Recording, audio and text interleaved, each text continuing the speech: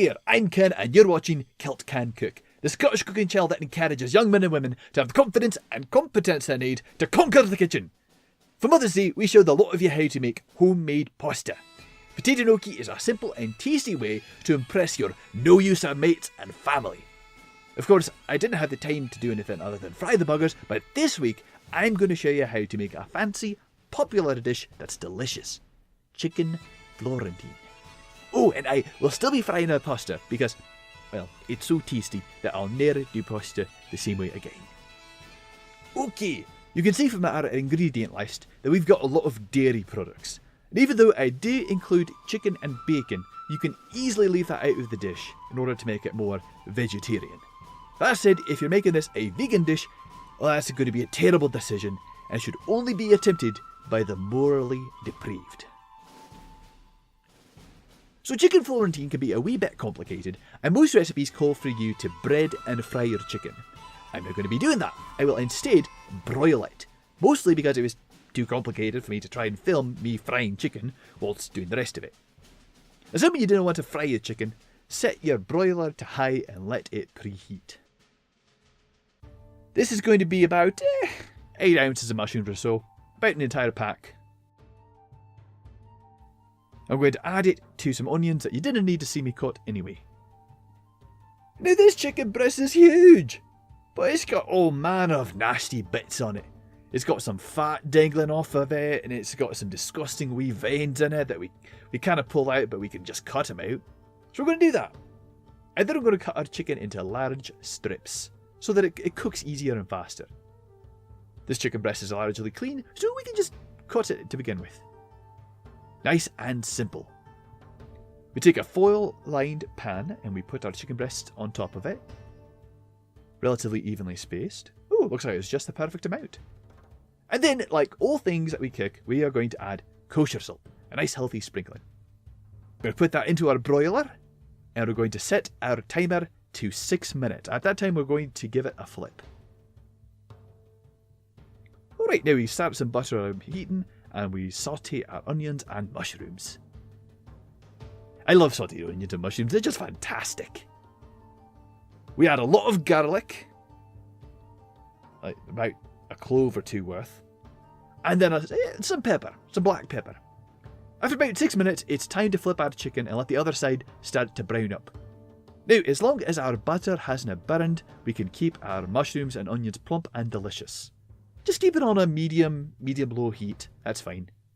It's time to make our sauce. We start by opening up a tin of chicken broth. And then we're going to add 2 cups of cream. You can use whole milk if you like. And we're going to add 4 tablespoons of flour. Now this is to thicken up the entire sauce. And just give it a nice whisk or stir, whatever you got. Just so that all the clumps of flour just dissolve out. It doesn't take any time at all. Oh, doesn't that look fantastic? Now, pour your cream mix into your sautéed veg and, oh goodness. Oh, that looks like a Chernobyl chimichurri right there. It's just radioactive. Oh yeah, it's better. Alright, now we're going to cut up our chicken breast into smaller pieces. In hindsight, I could have cut it into even smaller pieces. I could have even shredded it, which, come to think of it, I kind of recommend. Shred your chicken with a fork if you can. And now we're just going to put it into the broth. I could have even done a whole other chicken. I could have had a whole other breast in there. Oh well, enough whinging about the past. It's time to move on. And by moving on, I mean we're going to add 8 ounces of sliced smoked Gouda.